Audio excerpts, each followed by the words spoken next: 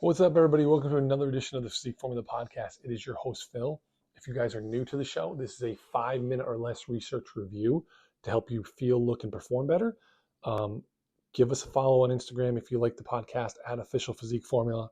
We are on X, Physique Formula, and that's where I'll post some science during the day, some little tidbits here or there. And PhysiqueFormulaSupplements.com. That is my line of artificial sweetener-free sports supplements and general health supplements. So you guys can use code PF Podcast 20 at checkout, save 20% in your first order. So today's podcast is 4 supplements that I am rethinking for muscle growth that I think you should use. So first off, betaine/TMG is real. So trimethylglycine, also known as betaine, is naturally found in beets and spinach. And it has a variety of health benefits, including supporting DNA repair, liver detoxification, producing neurotransmitters. But the exciting data is on athletic performance.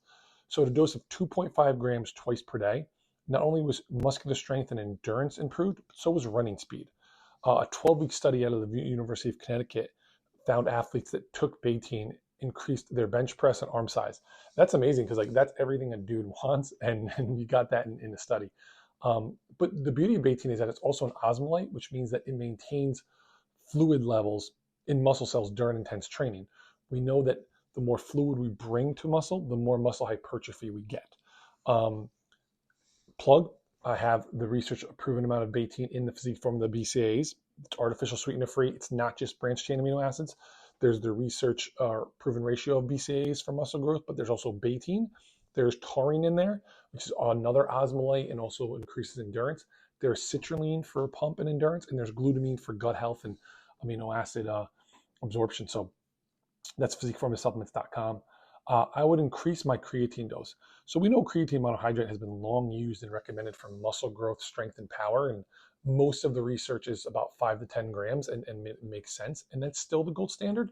But there's been additional studies that show that higher creatine doses may increase satellite cell proliferation, which will directly lead to muscle growth. So at 5 to 20 grams daily of creatine, it may increase the number of myonuclei in muscle fibers, which is going to lead to muscle fiber growth. And I would just split my creatine dose into 5 grams, 3 or 4 servings during the course of the day.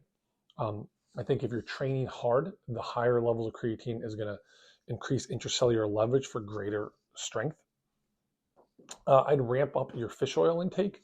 So another staple supplement that you are likely taking, omega-3 fish oil, we know has a ton of benefits for a lot of things from gut health, cognitive function. Recent data shows that omega-3 fish oil activates the P70 S6K, that's a mouthful, pathway, which is downstream impacts the mTOR pathway. So this is going to enhance muscle protein synthesis. So generally for health, you should be taking about 4 grams of omega-3 daily. Taking a few extra capsules post-workout may lead to elevated muscle protein synthesis, which will lead to more muscle growth in the long run. And the last combination is whey and collagen combined shakes. So I know there's some divide, is collagen protein actually effective? Well, collagen is amino acids. It is largely composed of 3 amino acids, but by intaking collagen, you signal skeletal muscle to improve joint flexibility, joint health, some tendon, some ligament health there. But whey protein is a complete protein with all the amino acids. It's also high in leucine that we know drives muscle protein synthesis. Collagen, we know joint health, but a recent study combined 20 to 30 grams of whey protein post-workout with 5 to 10 grams of collagen post-workout. The collagen protein improved muscle connective tissue protein synthesis, and the whey improved muscle protein synthesis. And I know this is kind of a no-brainer, but a lot of the talk has been, you got to have whey separate from collagen. You want to keep amino acid ratios as such. No. And one of the issues that I have, that I'm sure a lot of people have, is doing both in the day and fitting your collagen in with your whey.